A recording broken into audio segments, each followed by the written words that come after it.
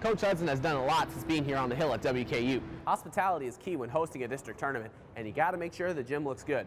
Now, normally, the Bowling Green Roadrunners would be lacing up their shoes, ready to go. But today, they got to make sure they have a clean trail to run on. For Miranda, leaving IPFW was not easy, but a few factors led her to join us here at WKU. Strike one. Strike two. That's strike three, and she was out of there. When it comes to running, T3 knows exactly what they're doing, but when it comes to the swimming portion, they have the perfect person to help.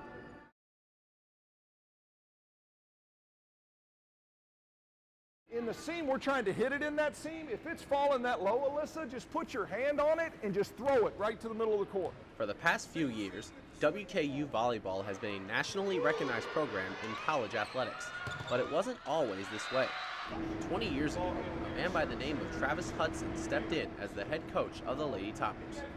We were 298 out of 326 schools in Division I volleyball my first year, and now I think for the last 3 or 4 years we've received votes for the top 25, and you know, it's been quite a journey and one that I'm very, very proud of. But the career of Coach Hudson didn't have a typical start. Started playing the game a little bit just recreationally, and became good friends with the guy that was the coach here at the time, and came in as a student and started helping him in the gym as just a student assistant, and my career kind of sprang from there. Coach Hudson has done a lot since being here on the hill at WKU, but he says the accomplishment he's most proud of happens in the classroom rather than on the court. The thing that I'm the most proud of is in 20 years as a coach, we have a 100% graduation rate, which is something that I take great pride in. We've never had a kid come here to play volleyball that didn't walk away with a degree. Off the court, the players see the coach in a different perspective. It shapes us into being better people. When I graduate, there's so many different things further than, way beyond volleyball that I will be changed, that will help me and benefit me in the long run because of being a part of WKU volleyball. Pulling them back at the end, we want you to draw it out with them out in front, okay? Well, I know me personally, being a freshman, new here, he's like a second dad to the players. I mean, you can go to him about anything, and he'll be there for you. He has the best advice of anybody who's ever given me advice, and he's just an awesome person on and off the court. I'm really, Alyssa, so proud of the year you've had. I don't care what happens the rest of the year. You really have done an amazing job. Reporting for the Extra Point, I'm David Holloway.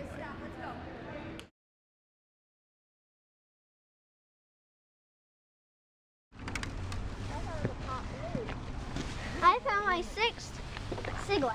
On a beautiful Saturday morning, you would think a group of local runners would be training for their next race. This is usually the case for the Bowling Green Roadrunners, but Group President PJ Pathalski feels the community outreach wasn't enough, so he started the Greenway Cleanup. The only outreach that we had previously was just doing local races and trying to help race organizers pull off those events and clean up afterwards, or aid water stations, provide timing services, and it just didn't seem like enough. Now, normally, the Bowling Green Roadrunners would be lacing up their shoes, ready to go. But today, they got to make sure they have a clean trail to run on. And volunteers Nitin Jam and Matthew Blair agree that they should do their part in keeping the Greenway by US 31W looking good.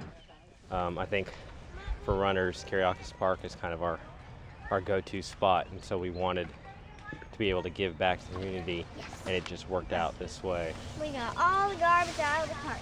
Because if you're going to run the trails, I think you should volunteer and help clean up. Because they're letting you run on the trails for free, so you should do something to clean up and help the community. At the end of it all, nature is thankful for all the trash taken off the trails. What was that coffee maker we found last time? Reporting for News Channel 12, I'm David Holloway.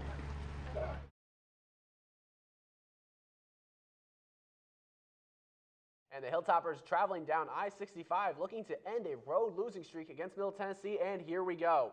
And we see here George Fant and TJ Price. These guys are 1 for 3 against MTSU, and we see Giddy Potts getting a pass from Raymond. He puts it up, and booyakasha! He hits 3 out of his 22 points on the night.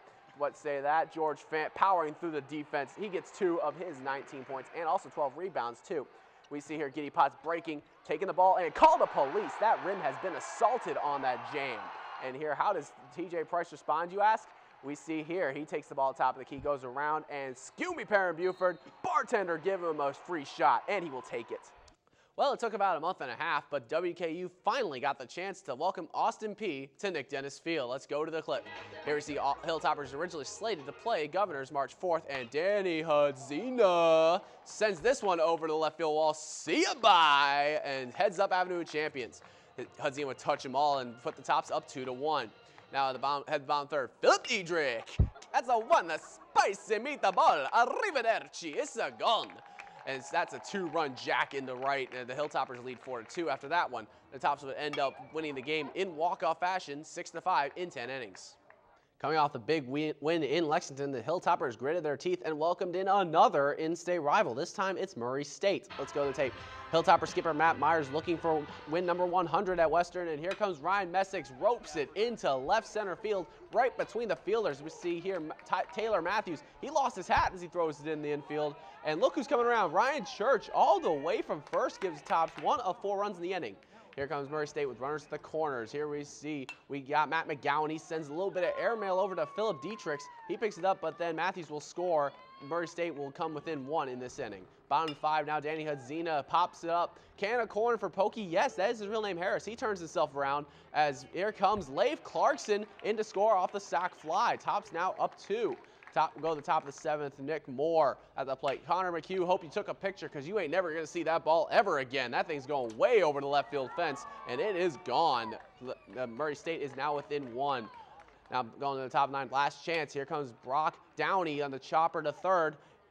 Hudzina with a throw, and it is in time as the umpire calls him out. The Tops will come away with a 5-4 victory over the Racers. Even though the basketball season is over, the accolades haven't stopped coming in for the Lady Toppers. Senior forward Chastity Gooch was selected as an AP All-American Honorable Mention. In her career on the Hill, Gooch is the 4th player in WKU history to earn the All-American honors 5 times. She was also named the WBCA Coaches All-American in 2013. Guess what? The Hill's got a spring fever, and the only prescription is more football. The Tops came out of the tunnel decked out in spring practice gear for the annual matchup. Brendan Dowdy took to the air and found all his favorite targets for 256 yards, but that's just another day at the office for the QB. He also put up 2 touchdowns on the afternoon. The defense where the white team showed they can hang with the big boys as redshirt freshmen DeAndre Ferris and Masai White picked up 7 tackles each. The white team kept it close, but the red team would take the game 52-40. As far as performance is concerned, the Tops have noticed some improvements in this year's squad. The Lady Toppers rolled into Derby City coming off a conference series win against the Charlotte 49ers. Let's see what happened. Miranda Kramer is taking the dish for the Lady Tops right now, looking to add on to her impressive record. And Jessica Plemons at the plate. Guess what? You got a reservation for one back in the dugout. 18 other batters are fanned by Kramer.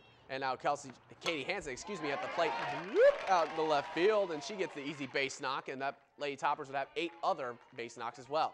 Here's Miranda Kramer again, bringing out the smoke. Let's see what she does here. Niner, take a seat. You're done. The Hilltoppers win this game 3-1.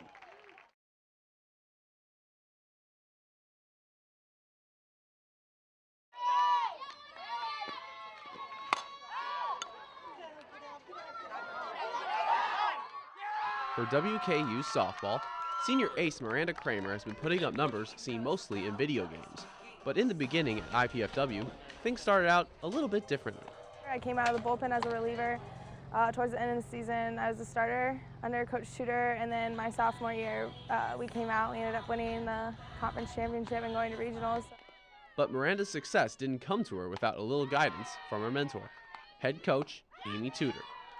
She's a mentor to me. I always, go to her. She's easy to talk to. She's a very great coach, and she takes the time to learn things if she doesn't understand them to help us out. For Miranda, leaving IPFW was not easy, but a few factors led her to join us here at WKU.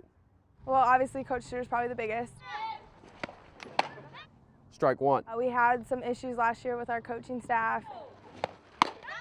Strike two. For me to better myself in my career. That's strike three, and she was out of there. And now that the two are reunited, she believes their relationship between coach and player doesn't burn out over time. Obviously, I couldn't talk to her at all last year, but I think the day I came back here, we just started back to where we left off. Workouts are the exact same. I'm in my comfort zone, and she makes things very easy for me. As the old saying goes, good coaches make better players, but great coaches make better people. Reporting for the Extra Point, I'm David Holloway.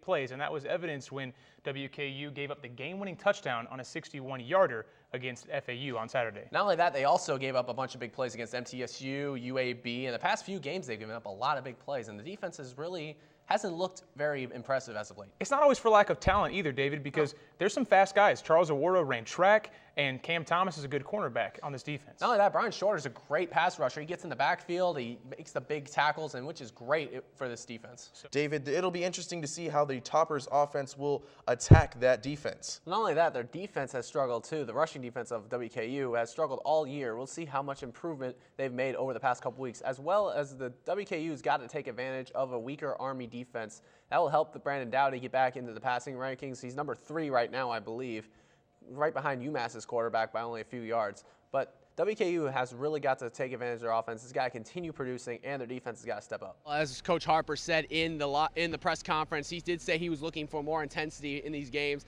We clearly saw a big difference in WKU's intensity on offense, show much more aggression with TJ Price driving, as well as Trentzy Jackson, to get those second chance opportunities and one opportunities as well. Definitely. I mean, you look, the ability for both or all three, Trentzy Jackson, TJ Price, and George Fant, all to get 17 points each. That's all 3 of them contributing, all 3 seniors. It's huge for a WKU offense and just huge. But it gave them a taste. It gave them a taste of what they could get this year, and the grind. The 3-month grind is what they're really proud of, pulling out this regular season championship. They didn't really take a taste, Josh. They took more of a big bite out of this conference, going at least 15-2 in the conference. That's a very impressive record, especially with the great teams in this conference. But the one thing I noticed about WKU going against Charlotte, they had much more points in the paint at one point. It was 32-12. In the final minutes, it was 38-34 in favor of WKU. But they also have very great depth, as we've seen earlier. Tasia Brown and Bria Gaines coming off the bench, as well as Jan McClain coming in when the Stars get into foul trouble or just feeling off their game. Coach Clark Hearn mentioned that she has really good bench, and that's a very big part of her game. And MTSU has a better record than WKU. What do you think is the key to be successful in that series? Well, the one key I think is basically WKU has just got to play defensive, know where they need to be. They got to look out for where the plays are, just be aware of MTSU mistakes. They got to get the bats hot, too, because WKU struggled against conference teams lately, as we've seen against Southern Miss and Rice. And also, they really start to come alive when they go out of conference. They just need to focus up on the conference and make some good conference wins. But let's move on and talk Derby to me. Hey, Anna, come on. This is a PG show. Quit horsing around.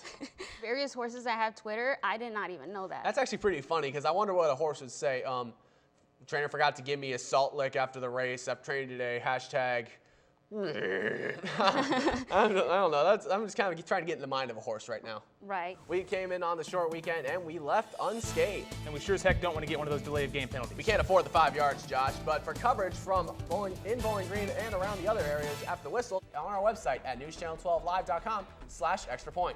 Follow us on Twitter at extrapointwku. We're going to go like Garrett Schmettman, the Extra Point will be up. And it's good. And it's good. And it's good. And it's good.